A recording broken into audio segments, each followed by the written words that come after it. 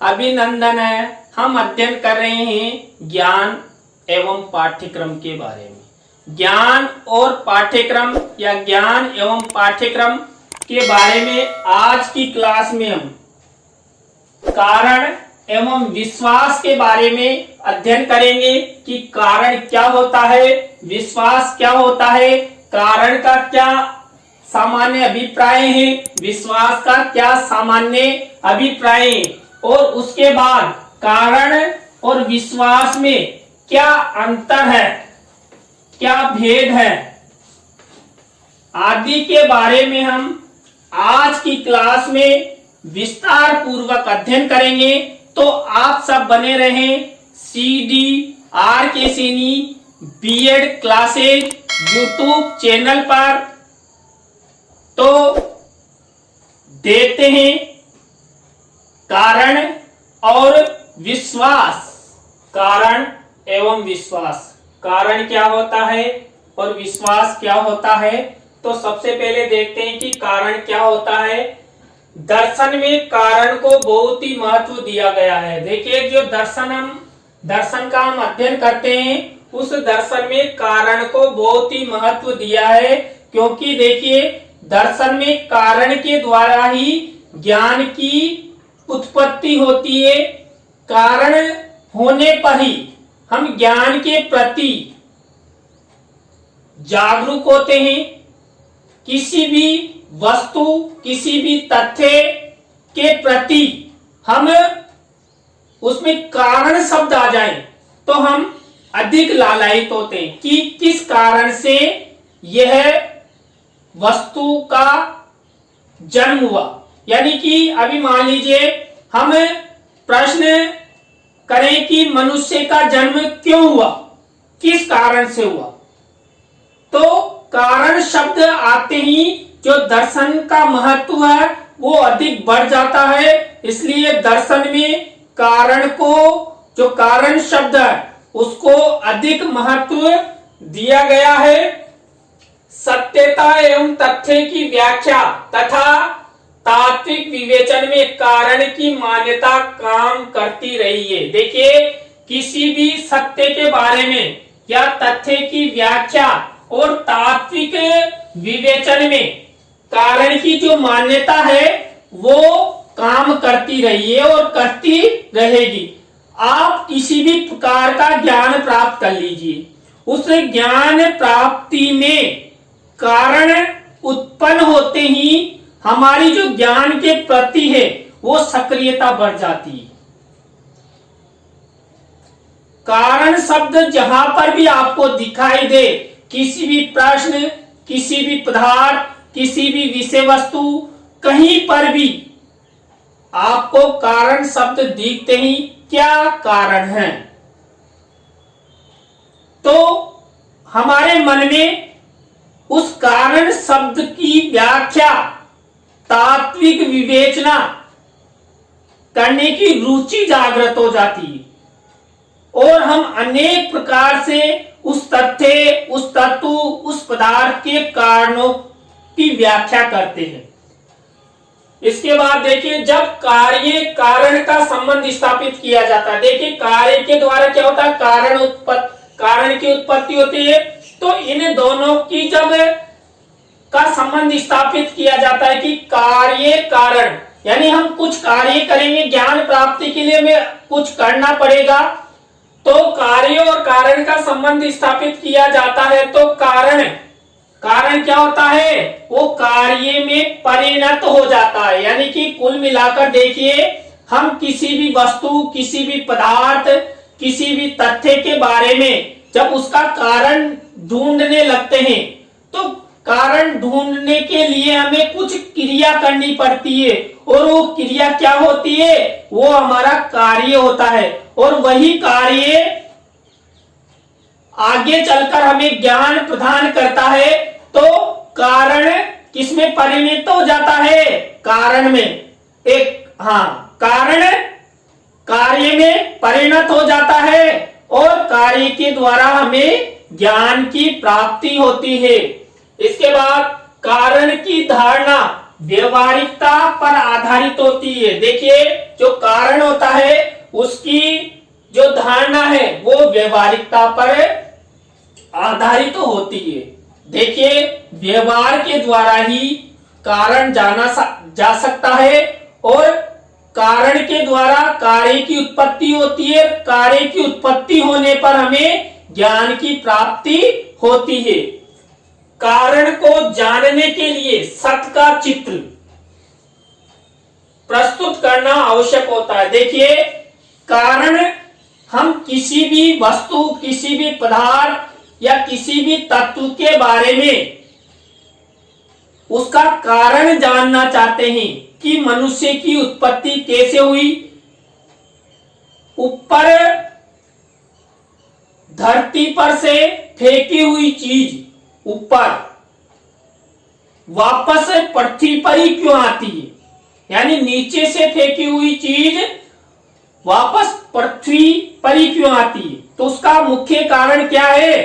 पृथ्वी में गुरुत्वाकर्षण बल का होना, यानी हमारी पृथ्वी में गुरुत्वाकर्षण का बल है। तो हमें क्या करना पड़ा? उस कारण को जानने के लिए क्रिया करनी पड़ी, यानी कार्य करना पड़ा, और कार्य के द्वारा हमें ज्ञान प्राप्त हुआ कि नीचे से फेंकी हुई वस्तु वापस धरती पर इसलिए आती है कि पृथ्वी में गुरुत्वाकर्षण का बल है। तो इसलिए सत्य का चित्र होना आवश्यक है, यानी कि एक तथ्यात्मक ज्ञान होना अति आवश्यक है कारण जानने के लिए। इसके बाद देखिए, जो विश्वास है कि विश्वास क्या होता है। विश्वास के बारे में देखिए कि विश्वास राय निश्चित करना विश्वास का अभिप्राय है। देखिए, हम किसी भी तथ्य, किसी भी वस्तु, किसी भी पदार्थ के बारे में जब राय निश्चित कर ले तो क्या होता है? वो हमें विश्वास उत्पन्न कर देता है कि वास्तव में जो ये वस्तु है, ये तथ्य हैं या ये पदार्थ है, ये सत्य हैं।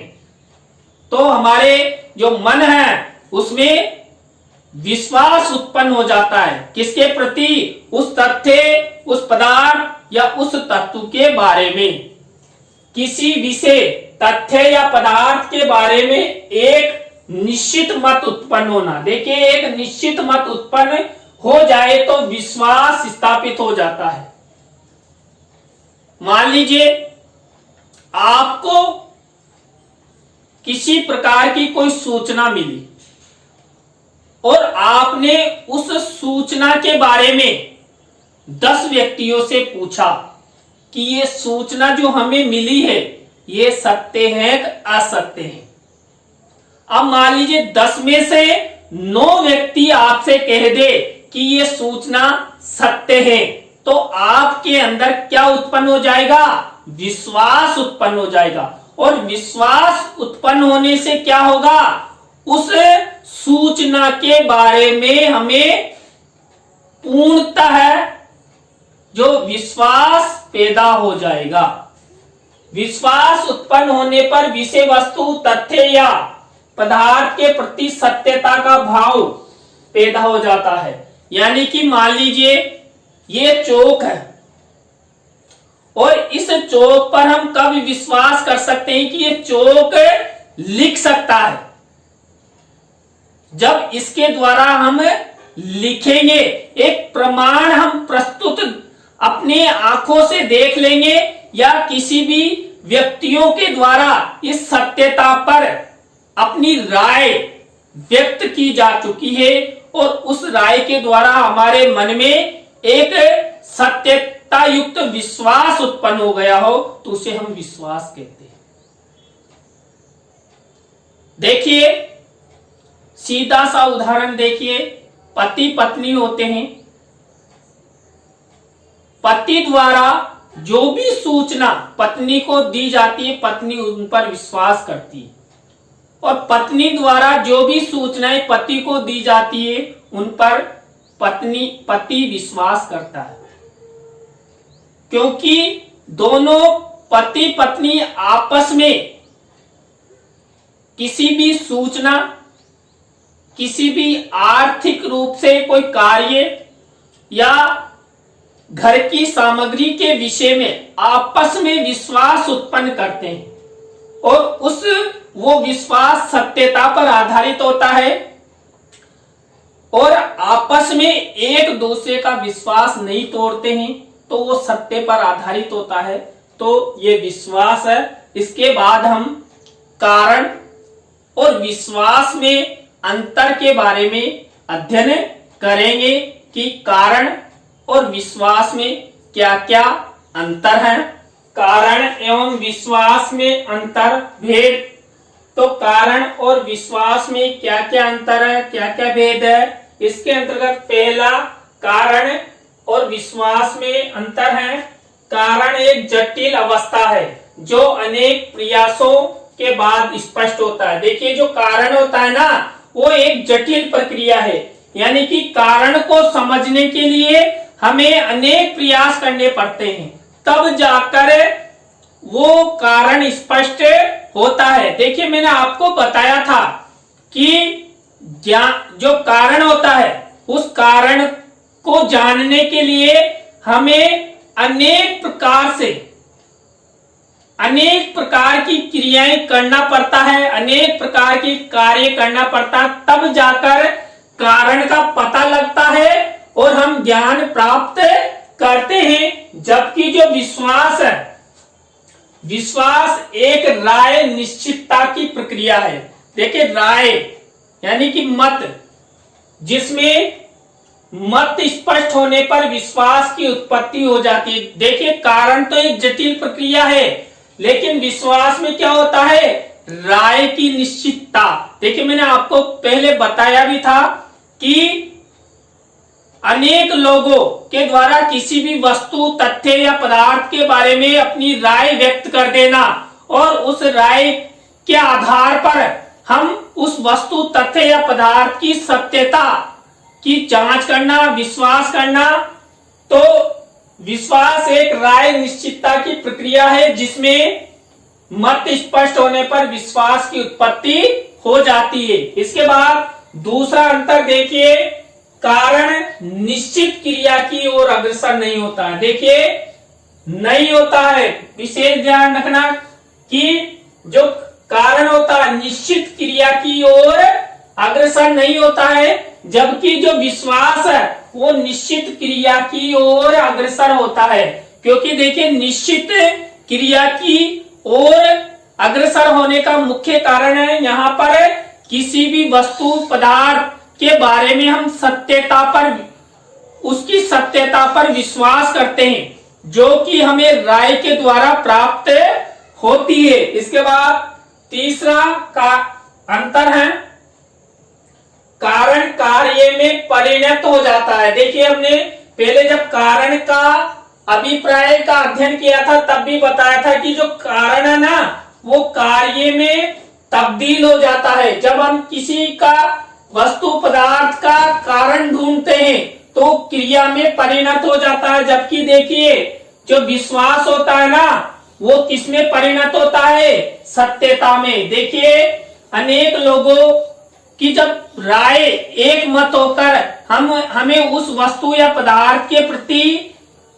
सत्यता या विश्वास उत्पन्न करते हैं, तो ये जो विश्वास होता है ना, वो सत्यता में परिणत होता है।